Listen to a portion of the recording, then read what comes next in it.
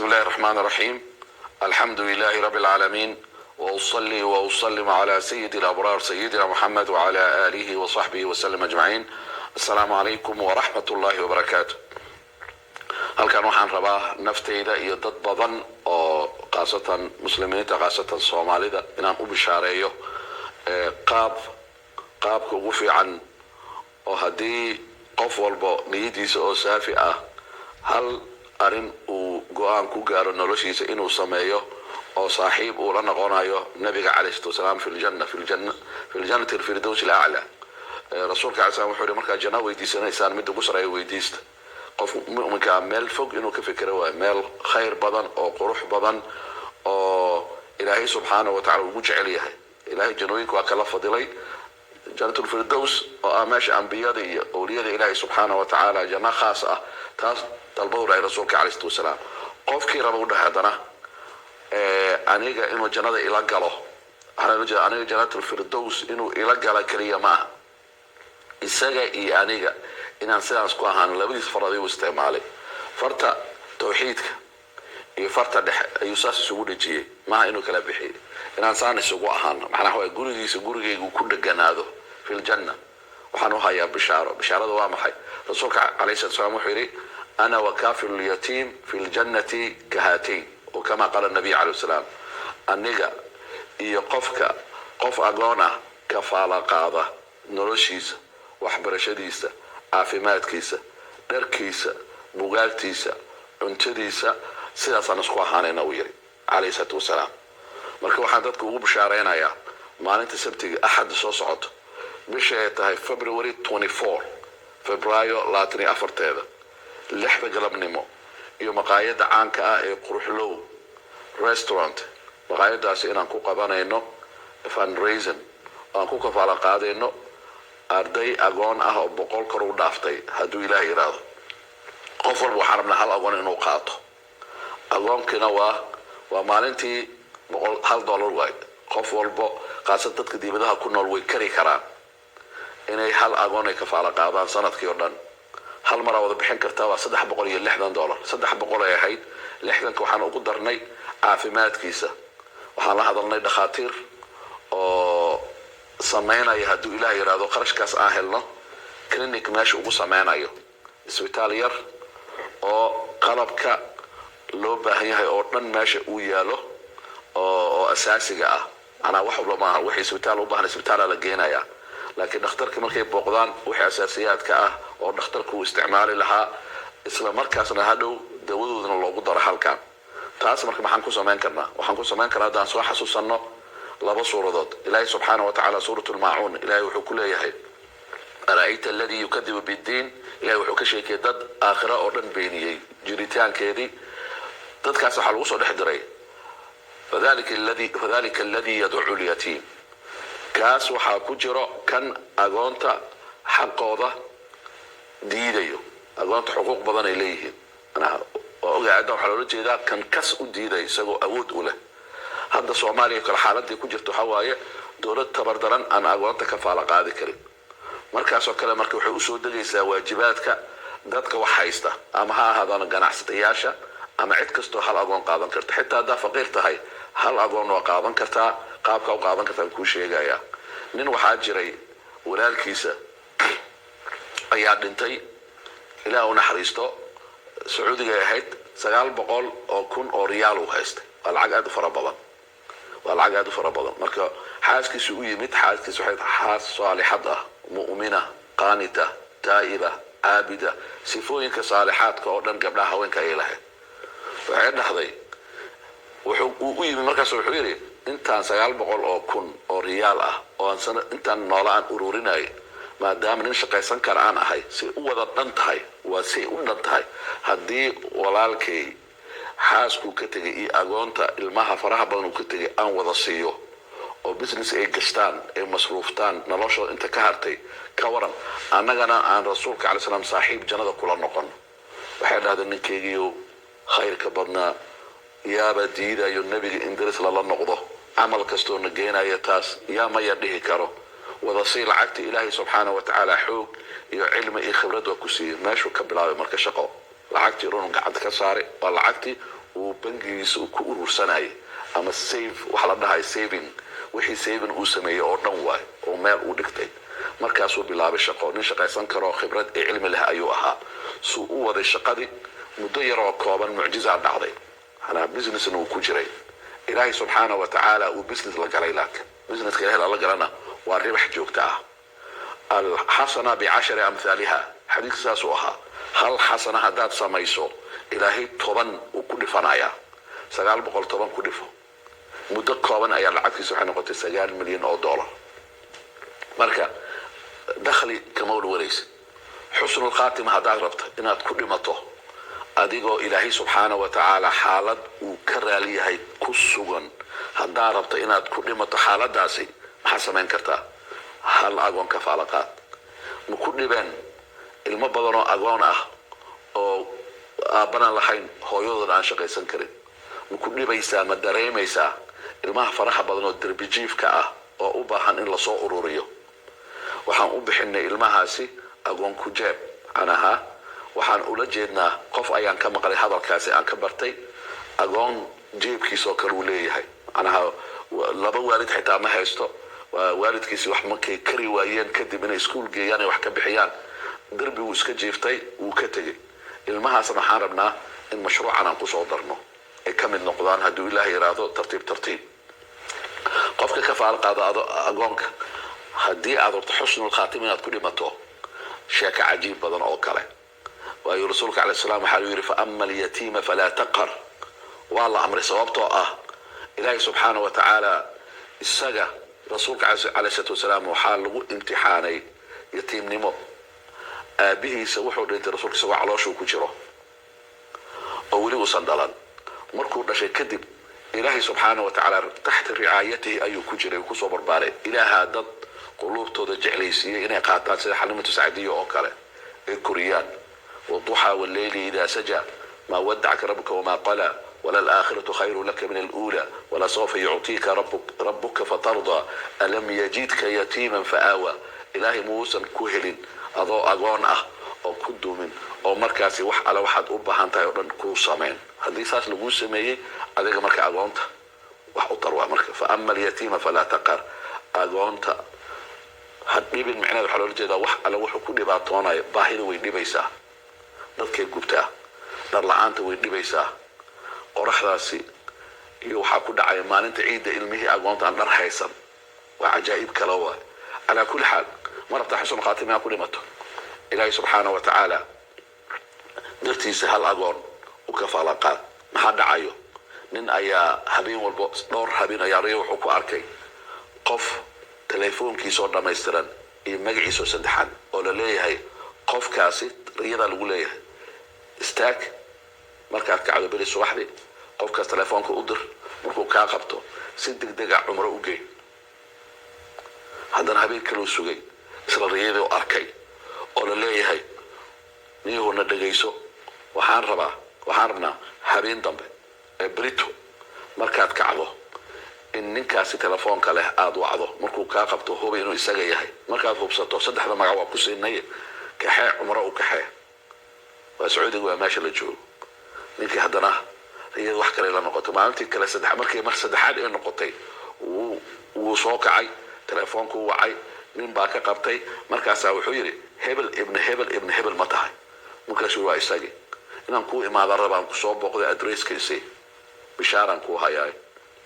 بس نيجي أدريس كيسي وصوب وقضي الباب كفري نين كان وحو فيلا يورد هاي نين كان لليه هاي عمر الجي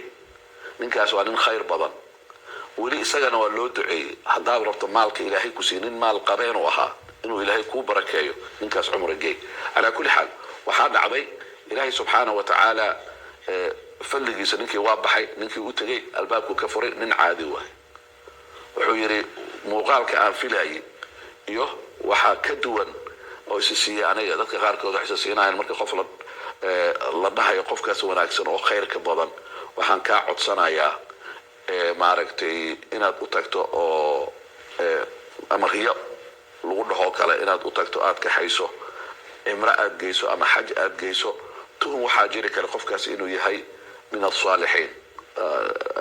of course qofkan wuu ahaa min asaalixiin laakiin dadka badana calaamadaha saalixiinta dadka ay ka fiiriyaan oo ah qofka khamiis wato gar weyn u leeyahay qofka calaamada sujuud u leeyahay koofiyada u xiran maaragtay simaad saalixiin ayaa ka muuqato dadka qaarkood intaasay filayaan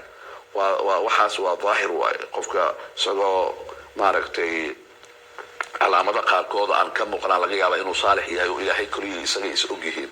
allahu aclam laakiin على كل حال قف كان صفات كاسي ما لهين مر على مركو أركي مركز وحيري بشارة كوها يا جوري كمسوق جري كرا مركز شو لها سواقل نيوريا اللي كاتوسيو يري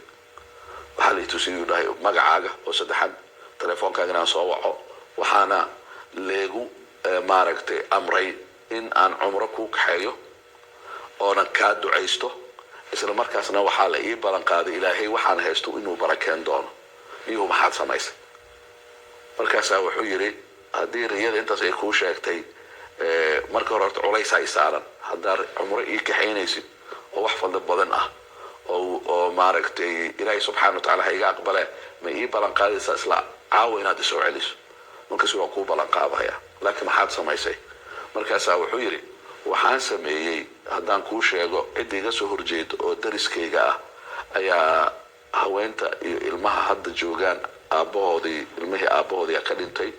ilma agoonay haysaa markaan ka war helay ayaan waxaan go'aan ku gaaray mushaar kasta oo aan qaato inaan kala qaybiyo qaybna ehelkayga ku masruufo qaybna iyada gacanta aan ka saaro ilmahaas ku masruufto ilaa aan ka dhimanayo ballanqaadkaas sameeyay cid ila og ma lahan aan ahayn ilaahay subxaanahu wa tacaala يحاسكي مركز وحيري رسولك عليه الصلاة والسلام حديث سمكو بشارين يا أنا وكافر اليتيم كهاتين في الجنة ورسولك ويرى عليه الصلاة والسلام وكما قال النبي عليه الصلاة والسلام أنك يقفك كفالة قاضي قفك يتيم كا جنة أساسا سوا حانينا أنا الله بفرق كلا في رسولك مثل ما من الله بسكو دقن سبابة مدى توحيدك أو مركز تان كتل معنه يمدى فرق لحظة oo isku dhegan oo suuqa salaam saan xitaa ma dhihin saasan isugu dheganaanayna guriyaheenna fil janna jannatul firdaws oo qosla ugu bishaareeyay qofkii markaas sidii umrada ku kaxeeyay isla galabtii inuu soo celiyay ahayd markay rabaan inay soo laabtaan umrada u dhameeyay aan ninkii wuxuu ku yiri ninkii umrada loo kaxeeyay wuxuu yiri niyahow waxaan hilmaamay oo aan rabaa in kacbada soo maca salaameeyo laba rakac rabaa ilaahay tusina u tukadee aan noqdo waayuu yiri waa ka soo baxay u dhahay كعبدي ويمد الله ما حاكو قروح بدنا وير لبا ركعه او قروح بدن او سيدو u tukaday aan la yaabina meel gooni fariistay labadii rakac u tukaday markii sujuud ugu dambeysay uu galay ayaa waxa arkay u dhahay ninkii sujuuda ku raagay oo aan ka soo kacaynin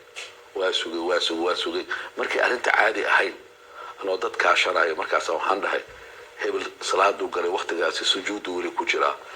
marka nimayo ila fiiriya markaas kadib ayaa waytaatay sujuud ku jiro saasoo u dhacay Allahu akbar hadad kafaala qaado qof agoon ah xusnul qaatim ilaahi subhanahu wa ta'ala ku waafajinaya dhammaanshaha waqtigaada markuu dhamaanayo ilaahi tawfiiq wuxuu ku waafajinayo cibaado ku jiro qisada kale ku xigto ma jeceshahay qof walba dhamaanteena waxaan jecelnahay ilaahi subhanahu wa ta'ala جنات الفردوس إنه نجريه وكفالة الأيتام وحن كل جعلنا هاي حنون هدون هاي حنون كله ونجا قاضو قصارا كسر جبينا يا حنون نوع دونها هذا هدورت له إنه كقاضو والله بقي سوا قصنا وان انكسر كل عي قصنا وحوانين المهيسة مسكحة مركو حنون كجدعي راد كويا شحبني أردن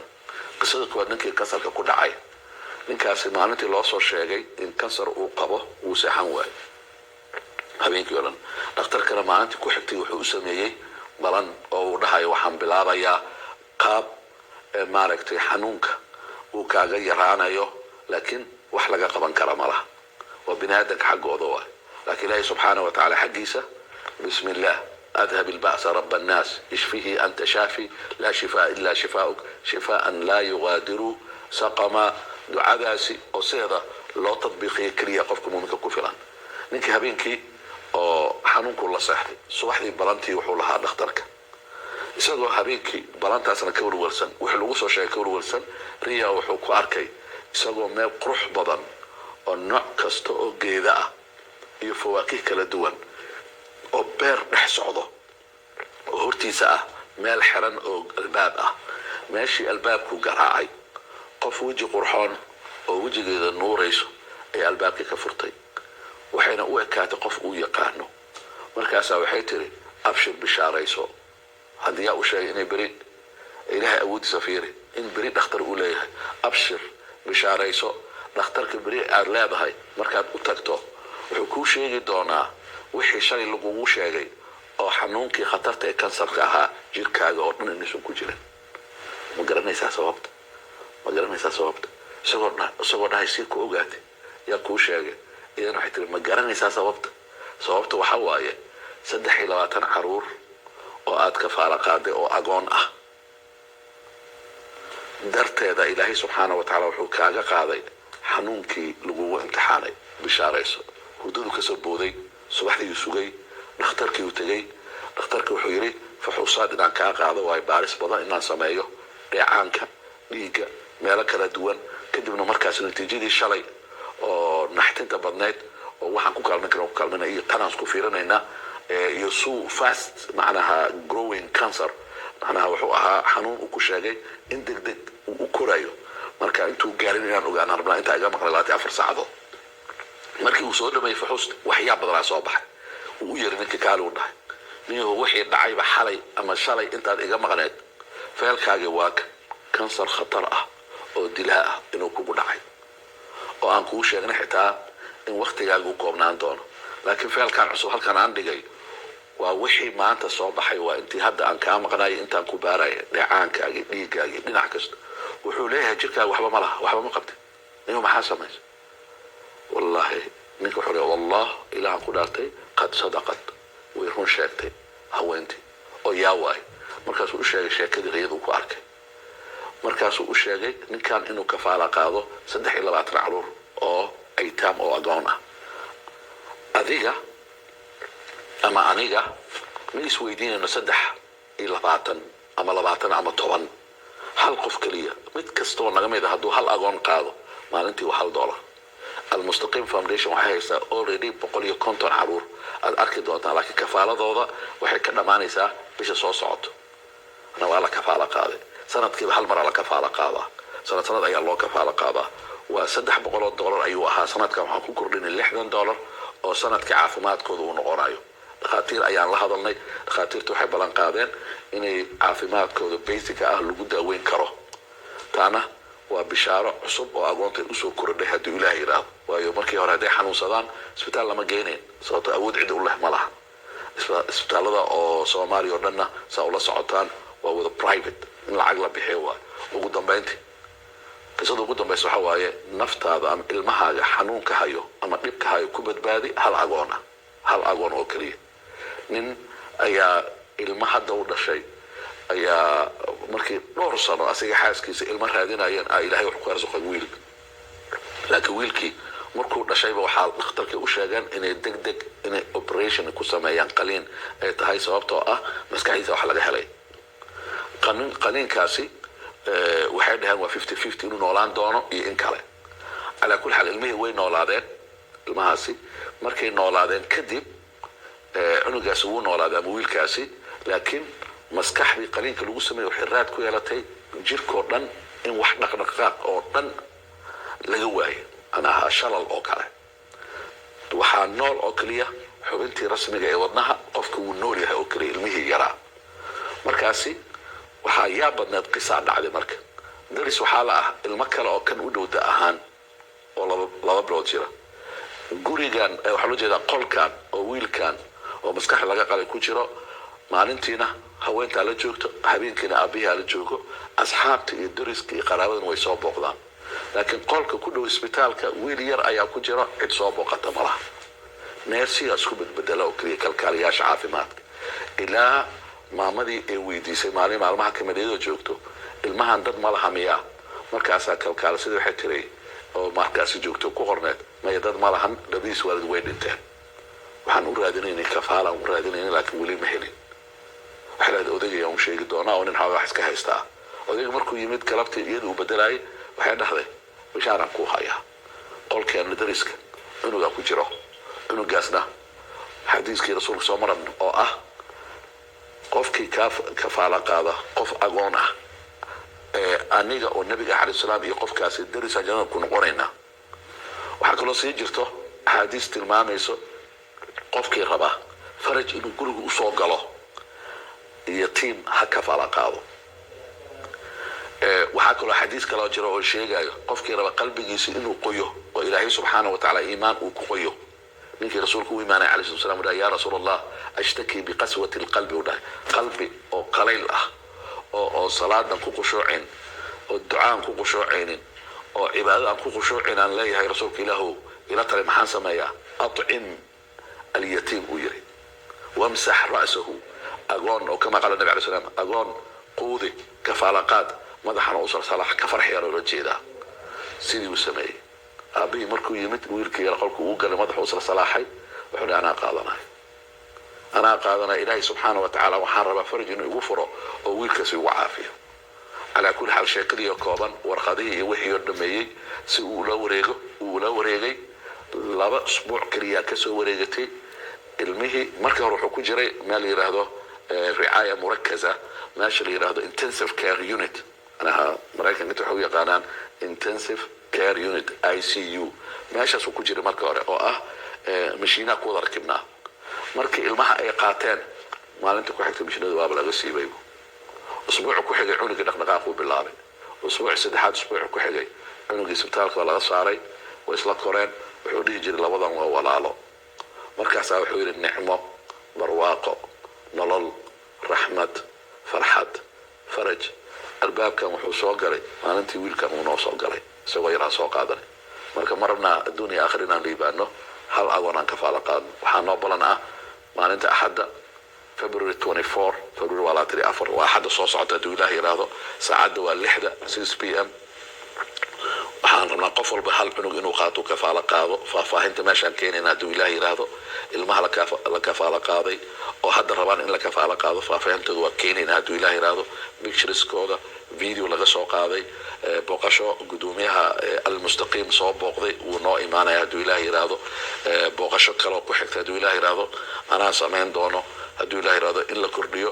iyo clinic meesha in laga furo oo ilmahaas agoonta ah wax loo qabanayo kuwa darbijiifkana wax laga soo qaadan karo cid kafaala qaada markaan helno iskuulka la sameeyo marka maxaa la kafaala qaadaya hadda waxaa la kafaala qaadaya iskuul dhan aan kireynay oo ilmahaas lagu baro diinta islaamka iyo elementary school ah waa ardada elementary school kalidiisi meesha macallimiinta lacagtoodii iyaga uniformkoodii buugaagtoodii snackskoodii maalintaasi waxay maaragtay quudanayaan iyo caafimaadka hadda aan ku ziyaadinay intaasaan kafaala qaadaynaa hadduu ilaahay yiraahdo aan isku nimaadno quraanka wuxuu leeyahay ilaahay subxaanahu wa tacaala watacaawanu cala albirri waataqwa markii wanaag iyo khayr markii la sheego isku imaado isku kaalmaysta walaa tacaawanu cala alithmi waalcudwaan sharta iyo fasaadka iyo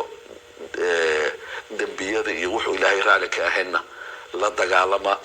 oo hal meel kaga soo jeesta أقول قولي هذا وأستغفر لي ولكم والسلام عليكم ورحمة الله وبركاته.